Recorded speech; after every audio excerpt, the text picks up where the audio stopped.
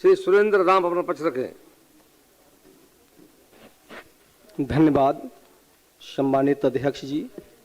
आज मैं इस सदन में कटौती प्रस्ताव के पक्ष में खड़ा हूं और इसके लिए मैं गरखा विधानसभा के सम्मानित जनता माली को मैं दिल से आभार व्यक्त करता हूं। साथ ही गरीबों के मसीहा, जन जन के नेता, दलितों के मसीहा, महान समाजवादी नेता आदरणीय लालू प्रसाद यादव जी को भी मैं दिल से आभार व्यक्त करता हूं।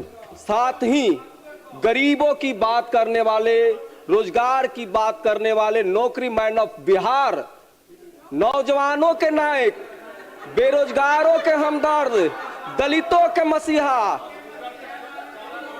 जिन दलितों के मसीहा आदरणीय सम्मानीय प्रतिपक्ष के नेता आदरणीय तेजस्वी बाबू को भी मैं शांति बनाए रखें, दिल से धन्यवाद देता हूं। हंसिए, आपको तो हंसना चाहिए। आपके अपने सरकार पर जो पैसा तो लेती है लेकिन पैसे का सदुपयोग नहीं करती है, और ये बजट का पैसा बिचौलिए और ठेकेदार और सरकार के मिली भगत से जनता की पैसा को उड़ा लिया जाता है। ये दुर्भाग्य की बात है। आपको हंसना चाहिए तो अपने सरकार पर और माननीय मुख्यमंत्री और सामने बैठे दो उप मुख्यमंत्री और माननीय मंत्री पर हंसना चाहिए कि जनता में जो वादे करके आते हैं उस जनता के वादों को सही ढंग से निर्वाह नहीं करते हैं, इसलिए आपको हंसना चाहिए। क्योंकि जिम्मेवारी जिस विधानसभा की जनता माननीय सदस्य को दिया है वह सदस्य आपसे सवाल करती है और उस सवाल के वजह में आप चुप्पी डाल लेते हैं, आपके पास उसका कोई जवाब नहीं होता है। चूंकि ये सरकार आपको जवाब देने लायक छोरा भी नहीं है। मैं माननीय महोदय, अध्यक्ष महोदय, अपने यहां रोड की अवस्था को देखे हैं। ये रोड जो है पथ निर्माण विभाग के द्वारा बनाई गई रोड है, लेकिन जिला प्रशासन और सरकार के आदेश पर जो पथ निर्माण विभाग की सड़कें हैं उस पर रोक लगा दिया गया है। राज्य सरकार रोड टैक्स लेती है, लेकिन उस पर भारी वाहन चलने पर क्यों प्रतिबंध लगा दिया जाता है? जैसे कि मेरे यहाँ मानपुर से लेकर के गरखा वाली रोड, आप दिगवारा से लेकर के जो अमनौर जाने वाली रोड है वो रोड है, और चिरान से लेकर के जो गरखा जाने वाली रोड है, ये सारे रोडों पर पथ निर्माण विभाग के रोड है और इस पर जिला प्रशासन और सरकार के तरफ से रोक लगा दी जाती है।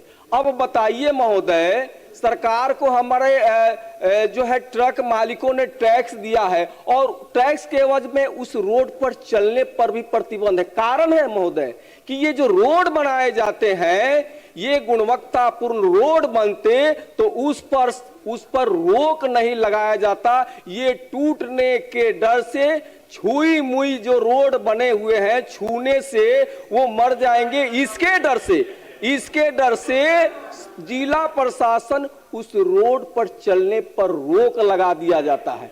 केंद्र और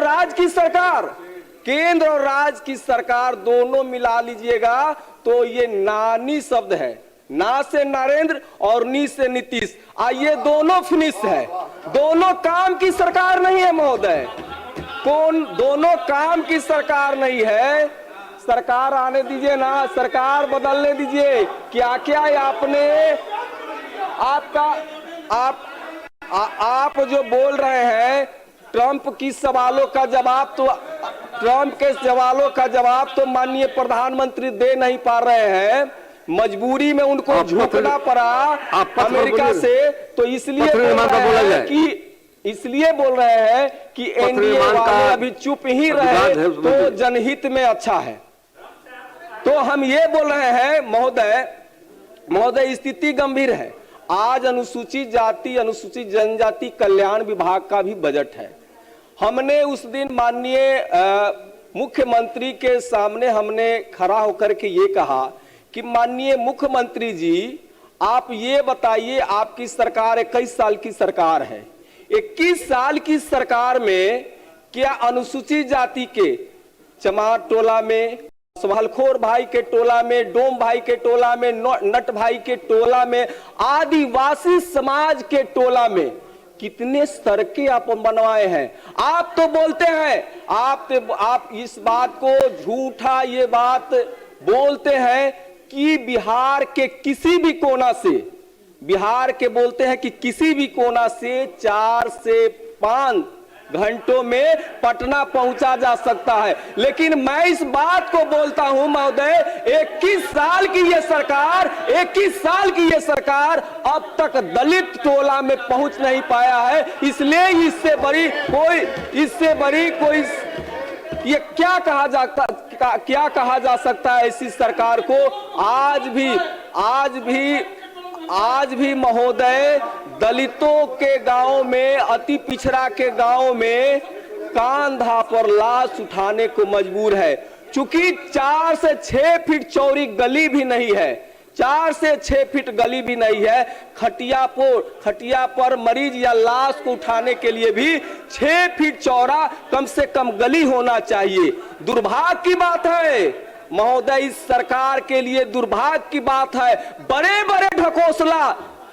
बड़े ढकोसला परोसने वाले सामने खड़े हुए सरकार के लोगों से मेरा सवाल है कि कब वह चमार भाइयों के गांव में, पासी पसवान भाइयों के गांव में, नट के गांव में, धोबी भाइयों के गांव में, जो आज तक वंचित टोलों में आप सड़क बनाइएगा। बजट तो मांग करते हैं, लेकिन बजट का आप 50% से 60% ही खर्च कर पाते हैं। क्यों खर्च कर पाते हैं? क्योंकि यहाँ के जो अफसरशाही और माननीय मंत्री में वह ऊर्जा नहीं है कि जो जनता की ली हुई बजट को भी सदुपयोग सही खर्च कर पाते हैं। आप ये बताइए महोदय, आज ये अनुसूचित जाति जनजाति की ये स्थिति है। अरे महोदय, आप भी महागठबंधन के सरकार में थे। हमारे नेता आदरणीय तेजस्वी जी और महागठबंधन के सरकार में जातिगत गणना कराया गया। हमारे नेता आदरणीय तेजस्वी बाबू के प्रयास से जातिगत गणना कराया गया।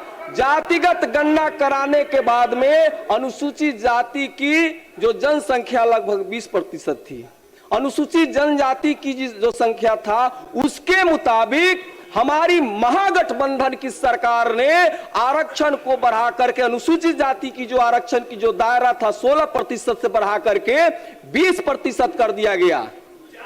और अनुसूचित जनजाति की जो जनसंख्या था उसको बढ़ा करके 1 से बढ़ा करके 2% करा दिया गया।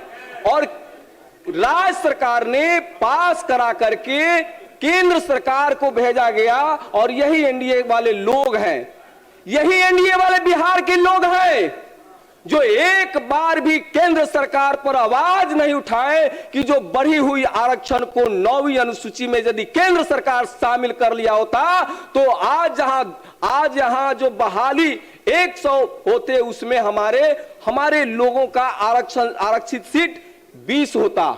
लेकिन ये एनडीए वाले लोग अनुसूचित जाति से वोट तो लेते हैं, लेकिन उनके कामों की जब बात आती है तो वो चुप्पी नाद देते हैं। ये कितनी शर्म की बात है। एक हमारे हनुमान है, हनुमान के कृपा से वहां राम की शासन, बोलते हैं कि राम की शासन चल रहा है, लेकिन ऐसा नहीं। ये हनुमान दूसरे तरफ वो जो है उस तरफ वाले उनको राम समझ गए हैं, जो राम के विरोधी हैं उन्हीं को राम समझ बैठे हैं।